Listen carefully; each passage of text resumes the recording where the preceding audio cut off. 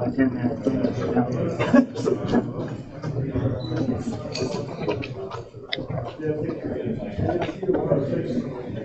see here. Yep. Here we go. I'm gonna go to the bathroom. I'm burning up. It's the Wade. Yes, it's a stream. There's no such thing as a Wade. It's extremely delayed. I see myself. Oh man, here he goes. That's so funny. Does it stay? I'm sure it does. What do you mean? After a live stream? Yeah, I mean, he can make it stay. Yeah. Don't see anything. We're gonna run into the camera right now. Get rid of this stuff. Give me a title.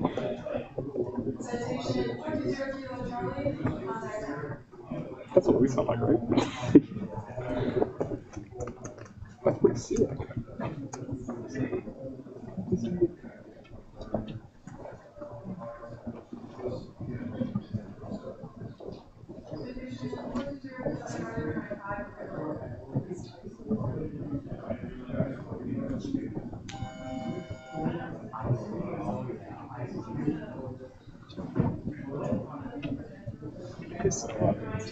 I know. Do not please. I'm gonna be sweating bullets. Oh, we're probably mic'd. We're mic'd up. Oh, shoot. Just whisper each other.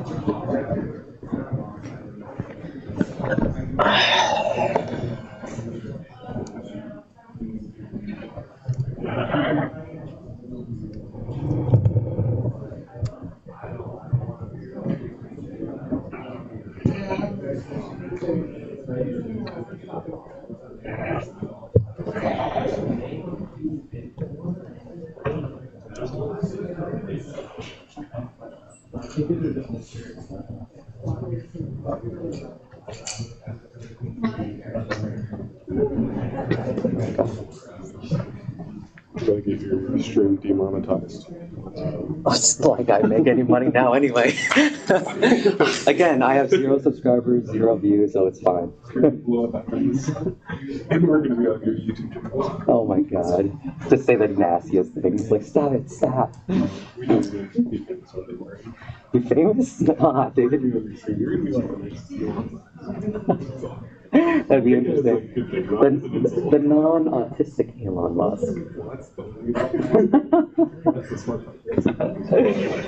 Oh man, I was trying to make sure to get both screens, but it's a bit difficult. And with presentation, I think you guys are going to be like, "Oh shit, okay." Yeah, and with presentation, I think it's probably going to be around there. Yeah, that makes more sense.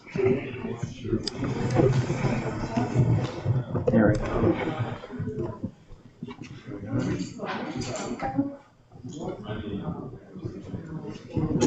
That should work out.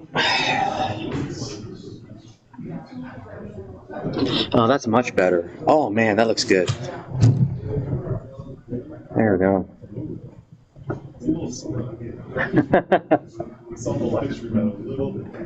Had a little bit of what? Oh, that's normal. It's a live stream. Yeah, it's never one-to-one.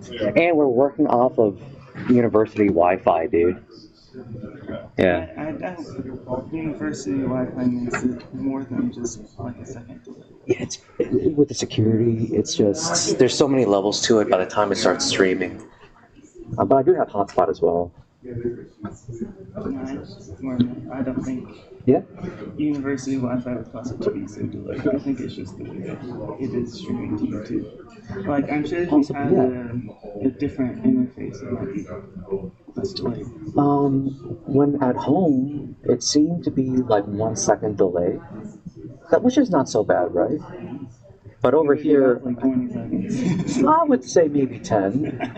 And again, I truly think it's due to the upstream using the school Wi-Fi. And hopefully it works out. Oh, I'm melting. I need cookies.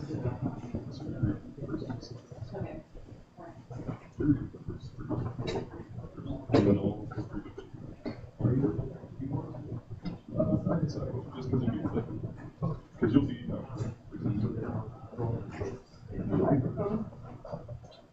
Yeah. I don't know. I'm just trying to talk about it. So I'm not very lucky. Probably not.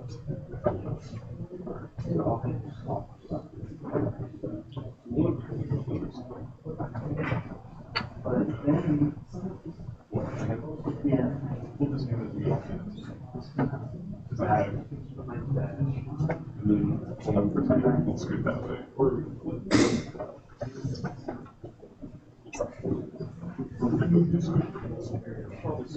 yeah, it's like this in front of me.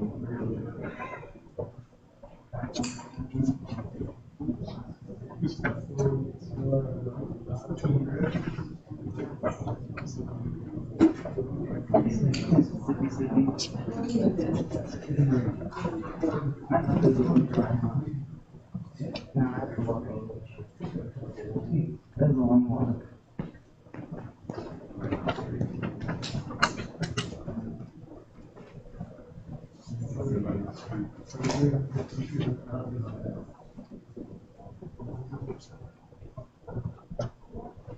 What a turnout.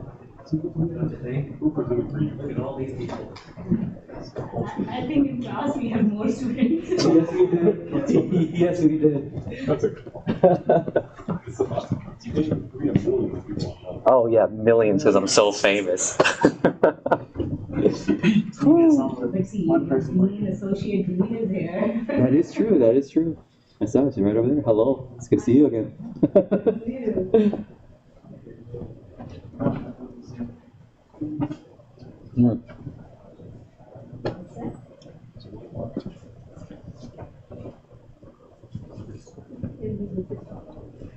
All right. Thank you everyone for coming. Our project presentation is going to be about our automatic license plate reader.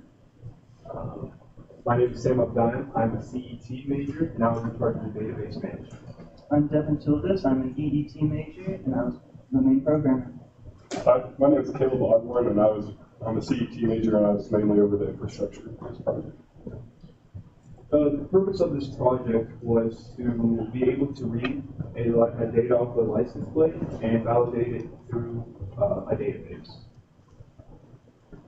And this is just kind of like a demo of this project, and you can go over more detail afterwards. So here's the license plate coming from the camera. This is Devan's program running in the background. You can see it crops out the license plate, and then it'll read off the OCR and get the characters onto it. Then this is our automation platform. You can see that those text is coming in, and the coming in, and then our web interface, we can refresh it. It's kind of difficult to see, but we have that license plate in there. Okay, so for the whole project, I was part of the creation of the automatic license plate reader. So for our field device, we have a Raspberry Pi 5 running by OS. That's the Pi 5. You probably can't see the place pointer. It's connected to Ethernet with through a network switch to an IP camera, and the entire program was written in C++. So for me, I was programming it on my laptop in an Ubuntu virtual machine, and this was because both iOS and Ubuntu are Debian-based, and so it made it transfer easier, and I could set it up the same way without having to worry about libraries being different between each OS. So I coded in VS Code, and I used FileZilla, the SFTP client to move files from my laptop to Devan.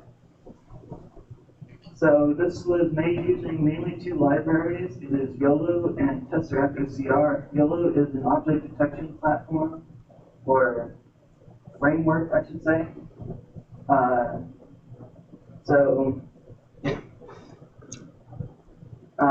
Tesseract is an optical character reader.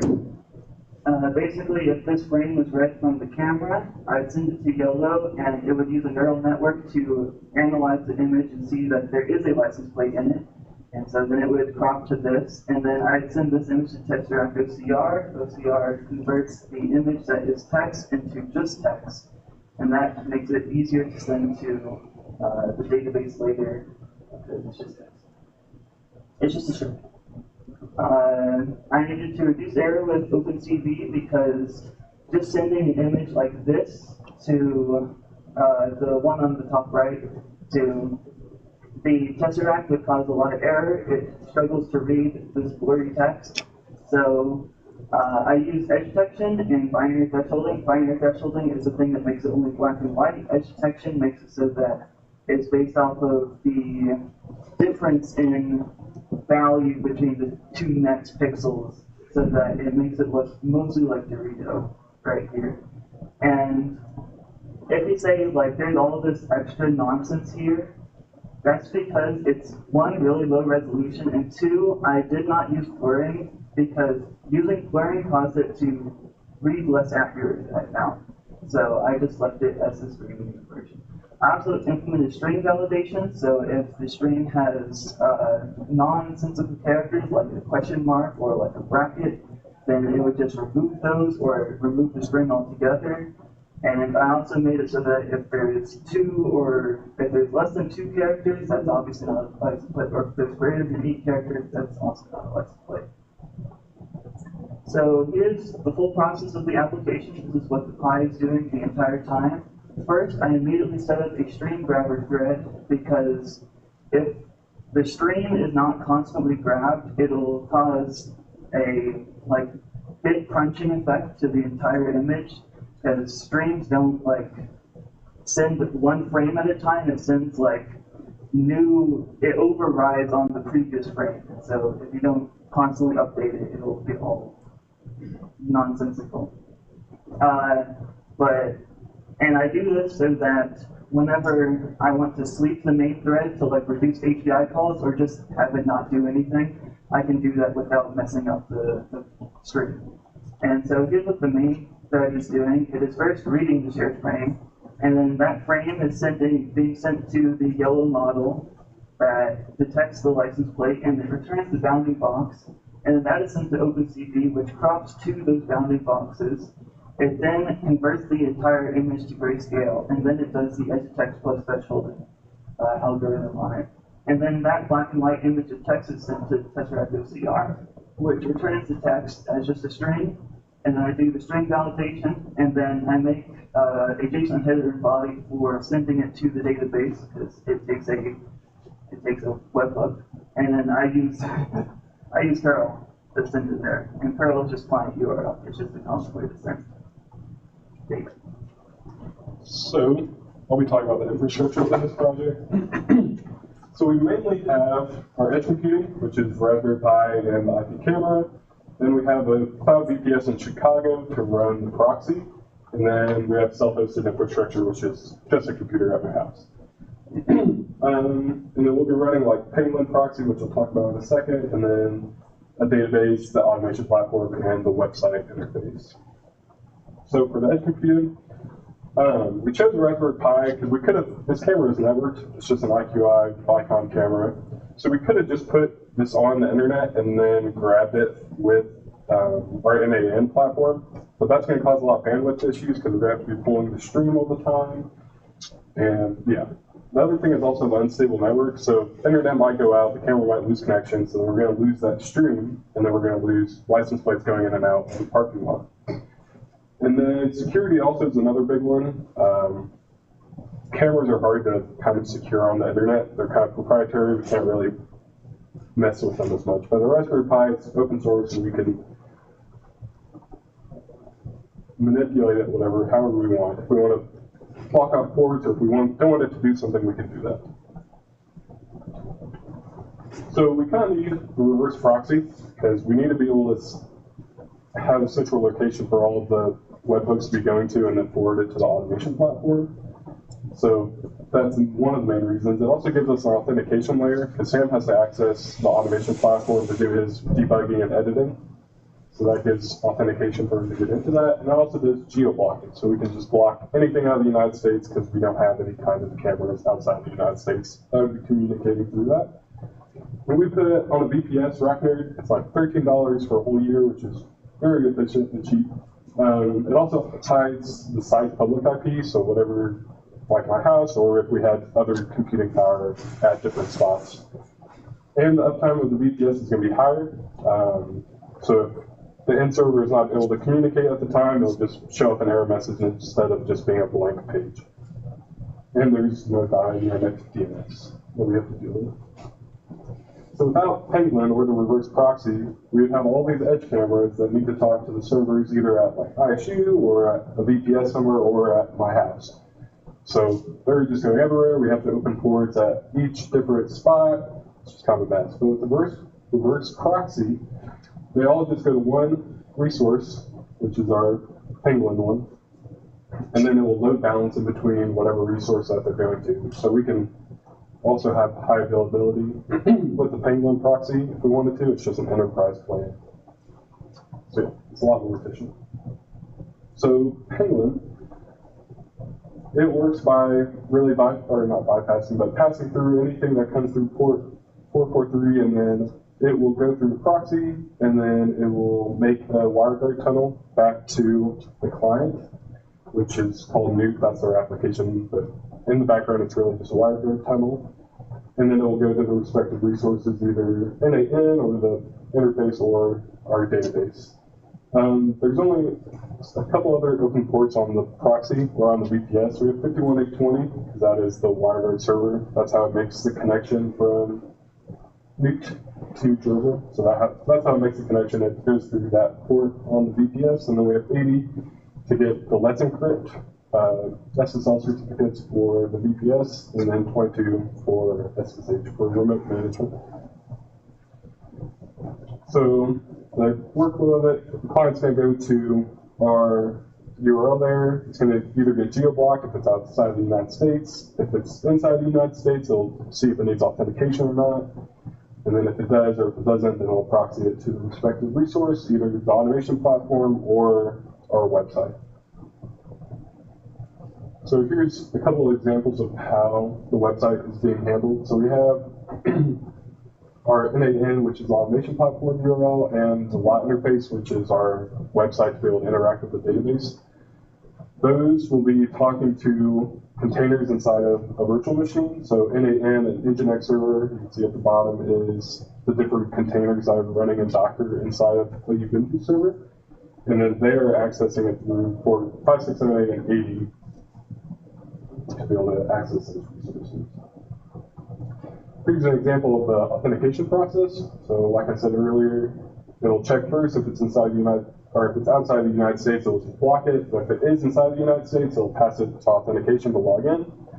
If the path of the URL is webhook/anything or webhook test for debugging and such, it will just bypass auth completely because authentication is done on the API side. Here's just an example of the login interface for like Sam to be able to log into the automation platform. So you just be able to put in his email on that side and then select the resources that he's been allocated. Here's just an admin interface for the Penguin application. Here's our Ubuntu Nuke, which is just the one server that's running now that's connected to the WireGuard server. Proxmox is the hypervisor to be able to run the virtual machine and the containers.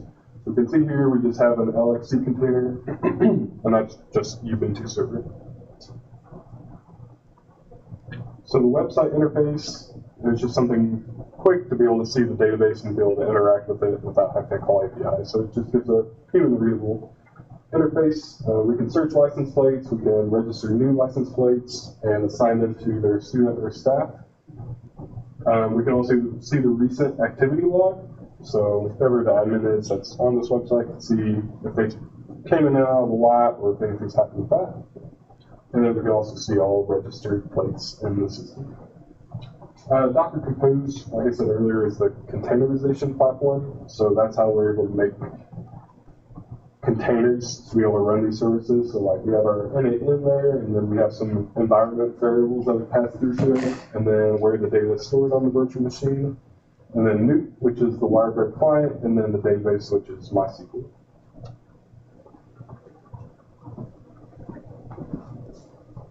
So for the database creation, we mainly use an application called N8N, which is a workflow automation website.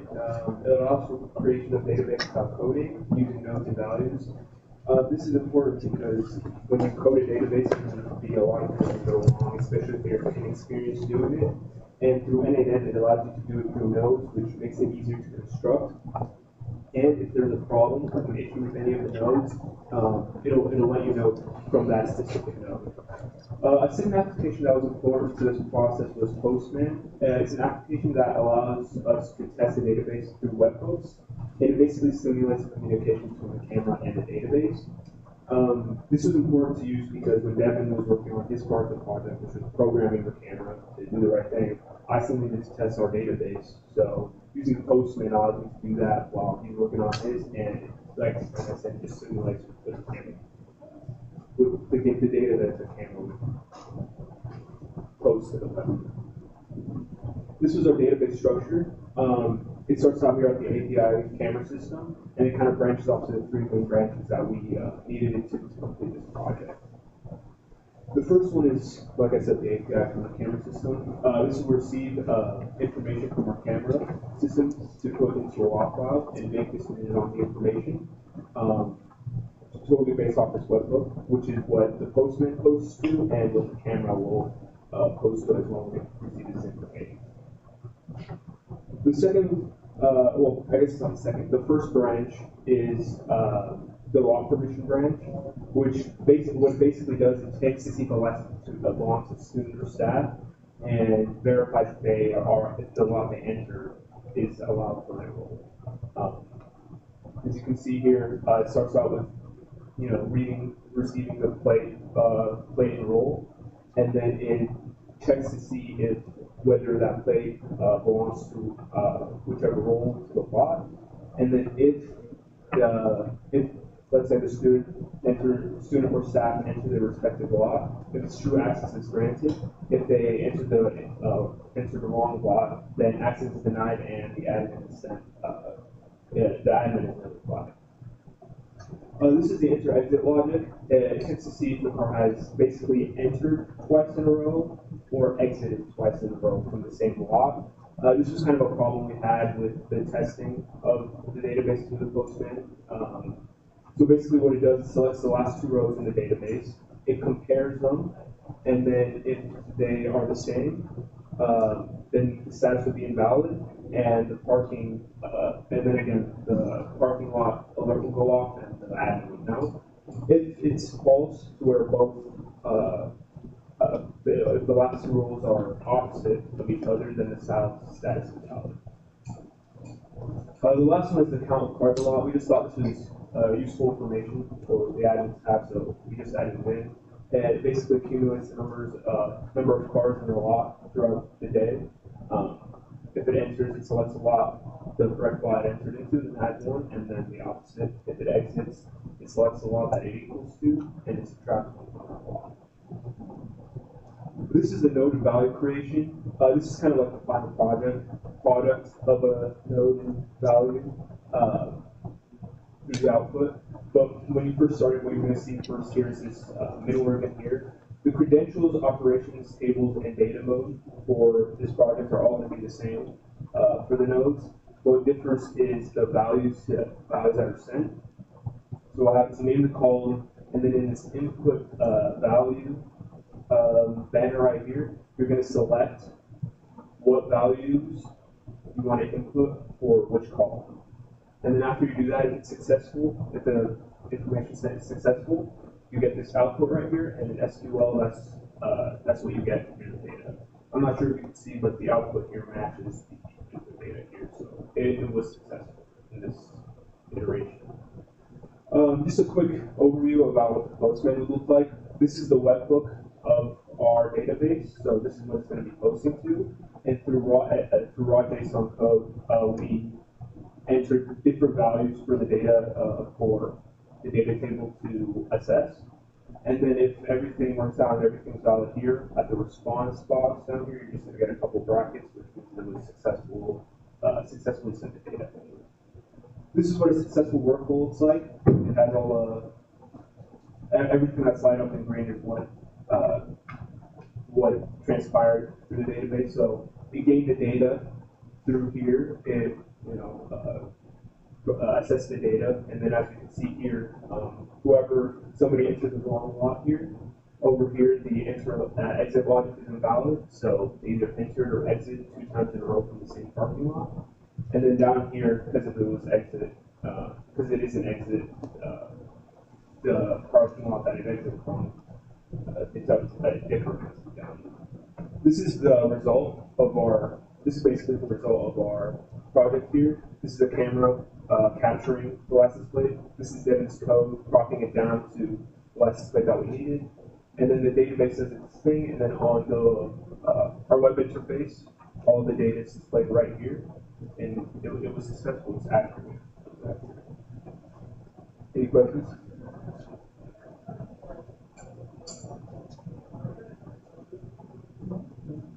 You explained everything very well. Good stuff.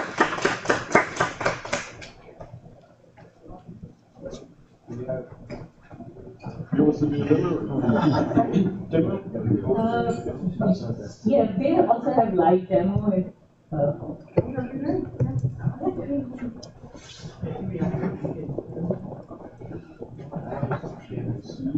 The next booth is.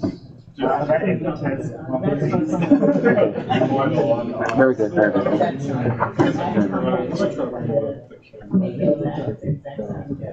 Okay. Yeah.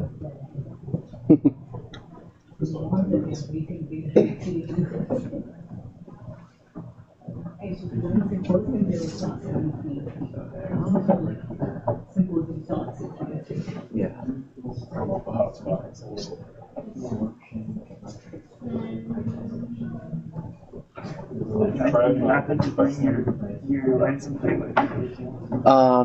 So our camera is on the fritz, but I can still show my end of the project if people are interested. But we still have the video as well. So let's see. Whenever we put it in front of this, you can't see the live feed, but you should see transaction code through here in a second.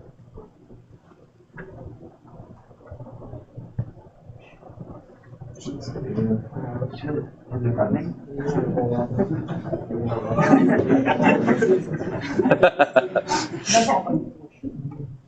His software is not running. We didn't make it so the software would run as soon as the Pi booted. Oh, okay. So now you set it up. Yeah. But to connect, I'm running off my hotspot, so it's a little slow. I'll do it right now. Yeah, that was handy to print it out. Yes. Oh, we did a license plate. That they can use in the class. Yeah. And we're at 2:30. Okay. What live? Oh, we have the video, but if anyone, yeah, that's it. It's our camera's not. We just basically show it. Yeah, but at least we have the video, so it's The fine. video and everything. I don't not the Zoom. Yes. Which connected to one. You're gonna see a similar but very different. Yeah. So both, The same. yeah, different solutions. Yep. Yeah, the hotspot was kind of spotty. We couldn't get